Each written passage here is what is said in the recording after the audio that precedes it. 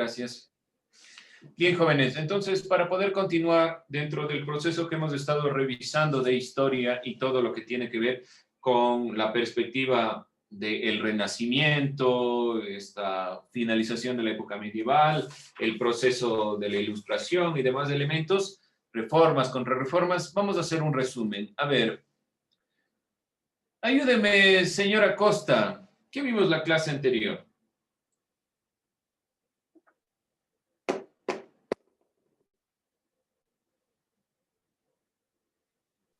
Era sobre algo de la contrarreforma. Ya, a ver, vamos a hacer una cosa. Saquen sus cuadernos, no se inventen, no pregunten al techo, ni en las... Saquen sus cuadernos. Vamos a ir puntualizando. ¿Qué anotaron? Es lo que me interesa. Para desde ahí apuntar. No importa estemos atrasados, no hayamos anotado todo, pero me interesa recapitular, porque después en algunos elementos ustedes estarán igualando. No se olviden que vamos ya propiamente a evaluar lo que hemos estado nosotros revisando y es fundamental recapitular qué hemos anotado, qué tenemos, qué queda claro, qué no queda claro. Leen ustedes a veces los organizadores y a veces los organizadores están tal cual les pongo, pero no tienen contenido. Entonces, ahí vamos a ir complementando. Melanie Barreno, ¿qué tiene usted anotado? A ver, ¿qué puso? ¿Qué fue la clase anterior?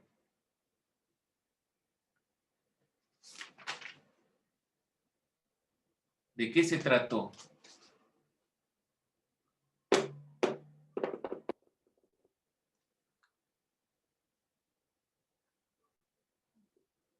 Búsquelo, búsquelo. Espero. A ver, vamos viendo. ¿De qué se trató la clase anterior?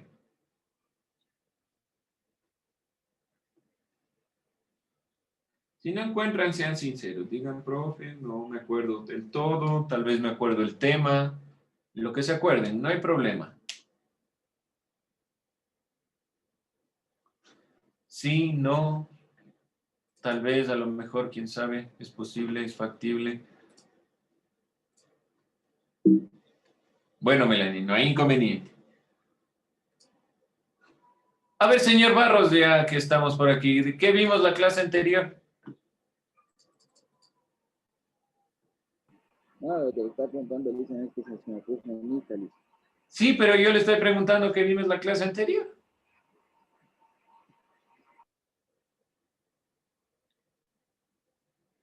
Mateo, Barros, ¿qué vimos la clase anterior?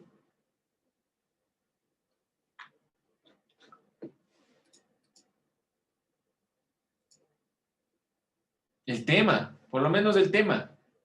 ¿Cuál era el título? ¿Cuál era el tema? Vamos a darles una pauta. A ver, ayúdeme. ¿Quién más estamos por aquí? Señor Casar. No, se ha ido. Juan, ahí estamos, David. A ver, ¿qué vimos la clase anterior?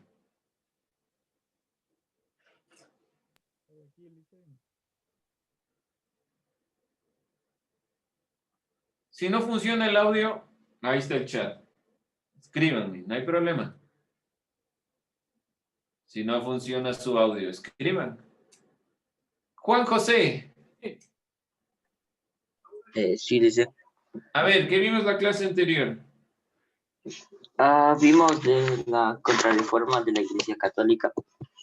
La contrarreforma de la Iglesia Católica. ¿Qué dice, señor Escudero? ¿Eso vimos? No era la Ilustración. No sé, a ustedes les estoy preguntando, pues. Sí, sí. La Ilustración, ya. Entonces nos hemos perdido en una clase. A ver, vamos entonces a recapitular. Me parece que no han anotado del todo, pero no hay problema, para eso tenemos tiempo de recapitular. La clase anterior vimos la ilustración, no se olviden, anoten, por favor, la ilustración, por lo menos los temas. Este tema de la ilustración, ayúdeme a decirle, el tema cómo es completamente y el tema que le sigue.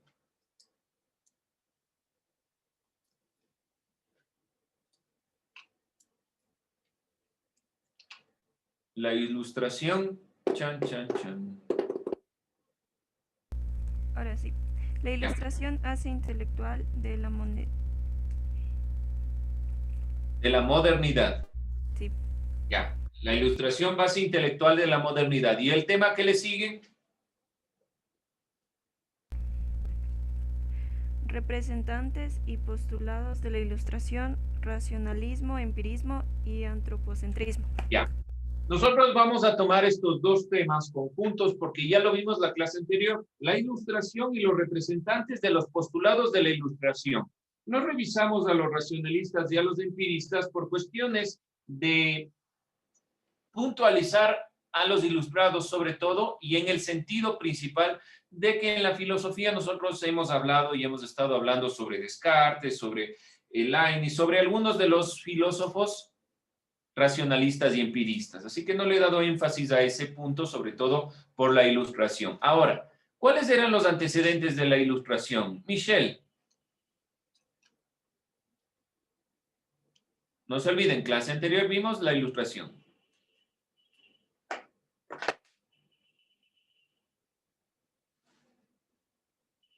Yo le espero, no hay problema.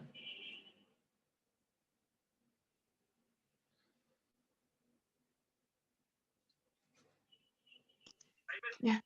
Establecer parámetros claros y sostener la hegemonía. Ese era el objetivo de la iglesia. Pero ahí me parece, justamente ahí me parece que nos estamos perdiendo entre la contrarreforma y la ilustración. La contrarreforma, cuando nosotros explicamos, era la perspectiva principal de mantener la hegemonía de la iglesia. Pero uno de esos antecedentes es la contrarreforma. Ahí puntualizar, Michelle. Tal vez estamos dentro del mismo ton y son, pero no se olvide puntualizar que el antecedente es la contrarreforma, que la contrarreforma es la que quiso sostener la hegemonía de la iglesia y eso precede justamente a este movimiento, esta perspectiva intelectual de la ilustración. Bien, ¿qué más podemos puntualizar, María José? ¿Qué otro antecedente puntualizamos como el que dio origen a la ilustración? No lo puedo decir yo, Leslie. ¿Quién me dijo yo? Mateo Perdón. Díaz.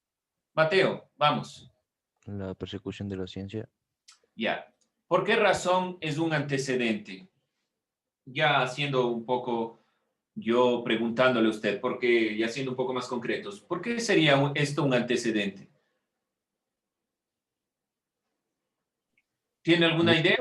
Buscaba plantear sus perspectivas de que el universo no es como lo dijeron.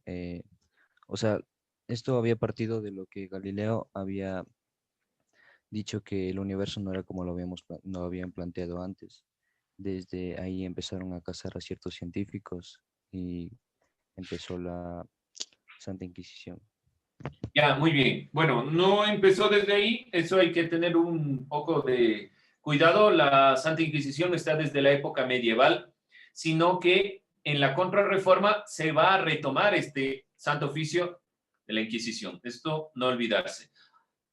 La persecución de la ciencia es importante porque sobre todo le va dando impulso a la ilustración. ¿Qué pasa si a nosotros nos van diciendo, a ver, usted no debe hacer esto, no debe hacer esto, no debe hacer esto? Por lo general, tratamos de encontrar la forma de hacer eso. Y la ciencia trata de explicar el mundo. Por lo tanto, los hechos históricos de la persecución de la ciencia son importantes en tanto la ciencia va teniendo una cabida relevante dentro del conocimiento. Pero la iglesia quería tener, como decía Michel, la hegemonía. Y esta hegemonía no permitía ideas opuestas. Por lo tanto, la ilustración viene a conformarse como una contrapartida, como una perspectiva que quiere delimitar que hay elementos que no son solo religiosos o que no solo los puede plantear la religión, sino que también puede plantearla la ciencia, otro ámbito del pensamiento. Muy bien. Cecilia, ¿qué más planteábamos sobre la ilustración? ¿Qué era ya propiamente la ilustración? Ya, la ilustración es un elemento que refuerza la ciencia, el pensamiento, la razón, la filosofía. Entonces, La ilustración es un movimiento intelectual que intenta alejar de la ignorancia a los seres humanos. Ya, muchas gracias. Entonces, no se olviden, hablábamos que principalmente es un movimiento intelectual, es decir, que es una perspectiva intelectual que no se encasilla solo en la visión de ser una corriente filosófica, un ámbito de la filosofía, sino que es un grupo de personas que van guiando su intelecto con el objetivo de salir de esta ignorancia o sacar de la ignorancia a la humanidad, de todos los preceptos que tienen. Sigue siendo el combatir a la perspectiva que reprime a la ciencia. Vamos, Nairobi, ¿qué más vimos? Clase anterior. ¿Cuáles eran los elementos que se retomaban del Renacimiento en la Ilustración? No me acuerdo, Listen. Ahí está. Pongan atención, por Dios. Miren, muchos de los elementos yo les digo, copie. No es de memoria. No estoy tomando, sáqueme de memoria todo lo que dije. No, lo que usted haya notado. Vamos, Bruce. ¿Qué elementos se retoman del Renacimiento? Si no anotaron, esta es la opción de ir anotando. Por favor, tomarán nota. Bruce.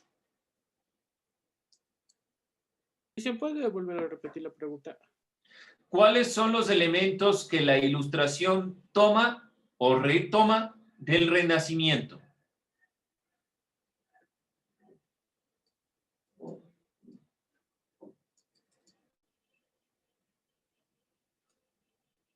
¿Se acuerda o no, Bruce? Dígalo, sí, sinceramente. No dice. Vamos, Luis. El antropocentrismo. El antropocentrismo y este elemento también, el predominio de la razón. Tomarán en cuenta, tomarán nota. Por favor, quienes dijeron, no, profe, no me acuerdo, tomen nota, por favor. Retoma ideas del Renacimiento, el antropocentrismo. El antropocentrismo, como dijo Luis. El ser humano es el centro de todo. Por lo tanto, la razón, el pensamiento, el conocimiento científico van a ser el centro de todo, porque el ser humano crea la ciencia. Y el impulso de la Ilustración será todo este ámbito. A ver, señor Cajas, ¿está ahí? ¿Me escucha? ¿Josué? Sí, listen. Ya. Sí, listen. ¿Cuáles eran los dos inventos importantes que retomábamos en la Ilustración? ¿Cuáles eran estos dos inventos o dos invenciones? El telescopio. No. Sí. ¿Puedo decirle? Sí. Era la imprenta de Gutenberg y la enciclopedia de 1751 y 1772. Ya, no se olviden. La imprenta de Gutenberg, aun cuando el telescopio fue fundamental para Nicolás Copérnico, en realidad la Ilustración tiene un asidero importante en la imprenta de Gutenberg. Lo primero que se manda a imprimir, como ustedes pueden ver aquí, y esta representación, la Biblia, de la Reforma de Lutero. Pero sobre todo la enciclopedia. Esta enciclopedia de Francia, de 1751 a 1777. ¿Qué es una enciclopedia? ¿Qué es propiamente una enciclopedia? Un compendio de conocimientos podría ser. Un compendio de conocimientos. Sí, podemos quedarnos con esa definición. Compendio de conocimientos. Ahora, en la actualidad, ya no se utiliza mucho las enciclopedias gracias al Internet y porque tenemos la posibilidad de acceder de una forma mucho más sencilla a Google Académico, por ejemplo. Y Wikipedia es una especie de enciclopedia de libre acceso que tiene muchos inconvenientes. Evidentemente, estas enciclopedias eran trabajadas por expertos en su mayoría, pero tiene esa misma idea, la red, de tener un compendio de conocimientos. Diana, después de esto vimos las perspectivas que decía Kant. ¿Qué nos decía? ¿Qué decía sobre la Ilustración Immanuel Kant? Él decía que la Ilustración es la liberación del hombre de su culpable incapacidad dijo que la incapacidad significa la imposibilidad de servirse de su inteligencia sin la guía del otro. O sea, Gracias, Dayana. Entonces, en definitiva, sapere aude. Esto dice Kant. Esto es la ilustración. Obviamente Kant es posterior. Kant es un filósofo criticista que trata de unificar los pensamientos posteriores del racionalismo y el empirismo, pero Kant tiene un texto que se llama propiamente ¿qué es la ilustración? Para que nos quede claro, si es un movimiento, no tiene a veces unas ideas del todo, o líneas del todo concretas, pero Kant dice que es la liberación del hombre, esta perspectiva. Vamos con los pensadores de la ilustración. A ver, Stephanie,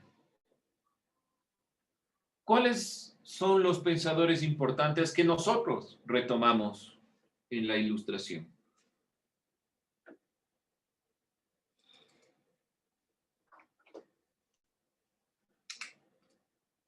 Sí, no, tal vez.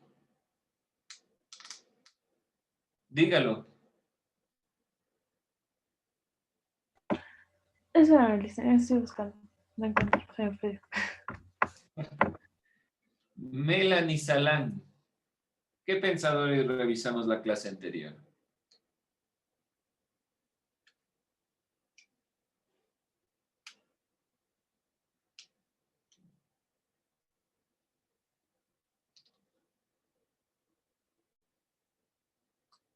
Ah.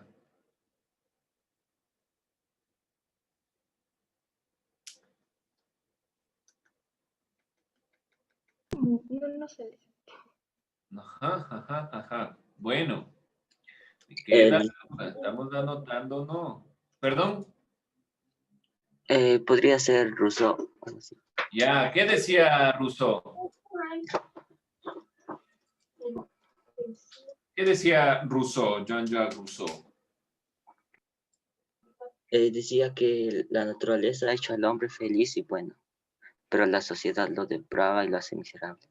Sí. Ya. Bueno, muchas gracias. Entonces, ¿con qué nos quedamos con Rousseau? Que la sociedad es la que corrompe al hombre. El hombre por sí es bueno y seguía con la perspectiva de la felicidad. Por lo tanto, ¿qué debe cambiar? No es el ser humano, sino debe cambiar la sociedad. La sociedad en general dentro de esta perspectiva que lo va reprimiendo. Stalin, vimos después de Rousseau.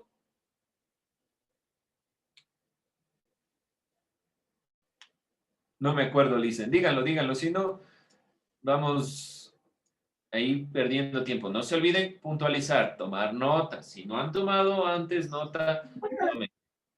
Vamos, Montesquieu, otro filósofo francés. Existen 3 poderes del Estado, primero dice Montesquieu. Es decir, que va dividiendo la perspectiva del poder. Y además Montesquieu habla sobre la perspectiva de la visión principal, que es propiamente la palabra.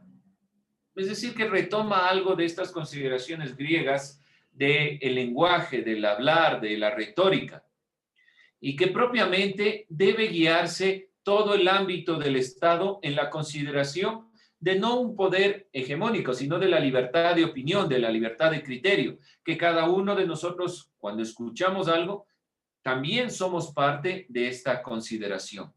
Montesquieu, Rousseau y finalmente hablamos de Voltaire.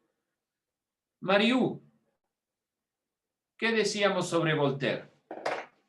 O Voltaire. ¿Cómo se escribe?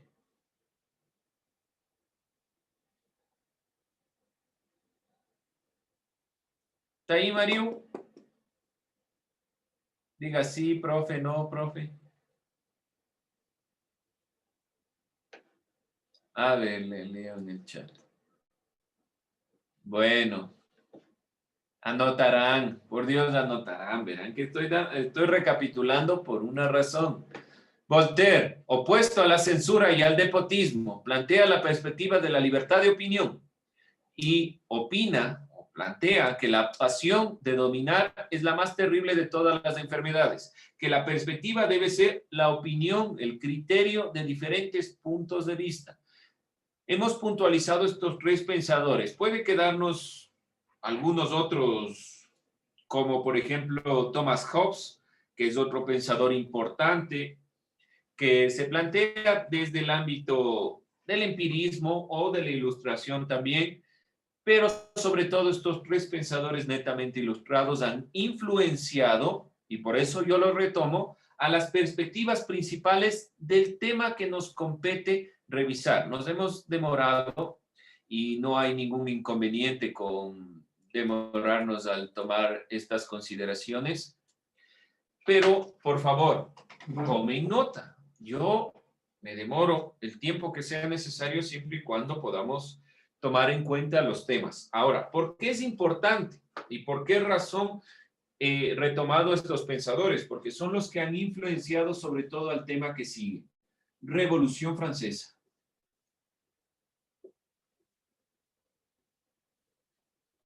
La ilustración es uno de los ámbitos más importantes que ha influido a que se genere o a que se geste la Revolución Francesa. La Revolución Francesa se dio, obviamente, en Francia en 1789, que es un proceso. Nosotros recordamos 1789 por la toma de la Bastilla, pero sobre todo esto se genera entre 1799 y 1799. Es un enfrentamiento entre los partidarios del gobierno y aquellos que quieren generar un cambio. Y este cambio está fundamentado en las perspectivas que yo les puse anteriormente. Es decir, está fundamentado en estos elementos. Miren, los elementos de la ilustración.